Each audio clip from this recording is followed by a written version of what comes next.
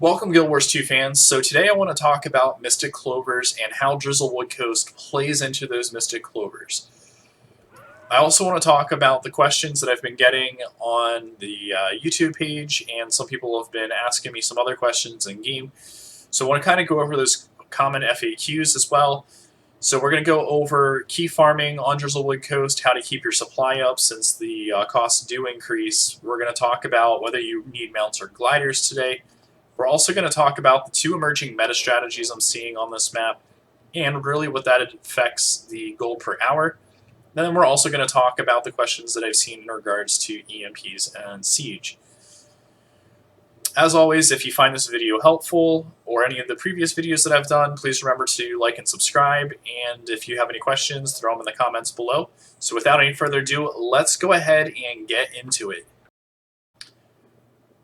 Alright, let's go ahead and get into the thing everyone's probably most interested about for this video, is the Mystic Clovers. Once you've completed the No Corridor story journal entry, you are then able to unlock the PvP in World vs. World DrizzleWood Coast reward track, which is only able to be completed once. However, those reward tracks will give you 14 Mystic Clovers apiece, giving you a grand total of 28 Mystic Clovers. Now, the other mechanic that this map added on is a infinitely repeatable achievement. If you look in your achievement panel under No Corridor, you're going to notice each of the 4 legions have a reward track that is 20 tiers long. The 20th reward will give you Mystic Clovers, and then the other, they will specialize in specific trophy items, and then as well as something like wood, leather, or cloth.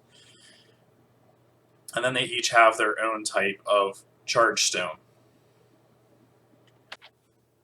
Alright, so I've gotten a lot of questions this week about the cache keys and how to make sure you're getting enough to open all the chests at the end.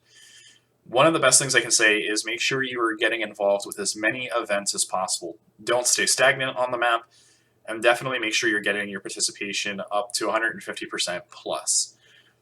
The most important thing to do is make sure you're getting as many events as possible, because you're getting 1 to 2 keys every event that you complete as you're pushing the meta forward. When I do this on the map and I participate on the map the entire time and I'm hitting as many events as possible, I'm generally getting enough keys to complete the entire chest train at the end, those 40 keys, plus having about an additional 8 to 10 keys left over, and that's not even touching any of my war supply at all. It's also worth noting the things that are going to disrupt the participation that you've built up on the map. If you change the map or you log out, your participation will be completely reset. Also note that if the final escort has begun towards Wolf Crossing, there will no longer be any participation on the map, so you'll no longer get the chests every 10 minutes, the Dominion Keeper Champ train is underway, or if the 1 hour marker has been hit, there's a siren that goes off. And if Leadfoot Village and the lighthouse points have not been captured, the bar is also going to go away. That mechanic there is to prevent people from AFK farming the 10-minute chests indefinitely. I've also gotten a few questions this week about how accessible this farm is for people that do not have flying mounts, or if gliding is necessary or not. So I want to go ahead and take a quick moment to discuss that. I've made this map here of the airdrop points and then also of all of the locations of the champ chests.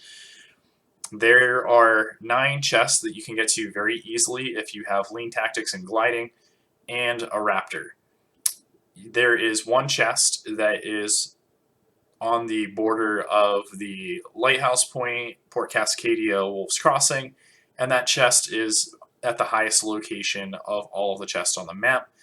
You do need at least lean tactics and a springer to get to that. I'll show you that real quick and kind of where you need to stand to get up to that chest pretty quickly. But that is the most difficult chest to get to. Everything else you can pretty much just freely use your lean tactic gliding, or even in some cases just use your glide to cut the cord and then just run the rest of the way on your mount. Alright, let's go ahead and talk about the optimal way to push this map. You're going to want to have a group for the west side and a group for the east side.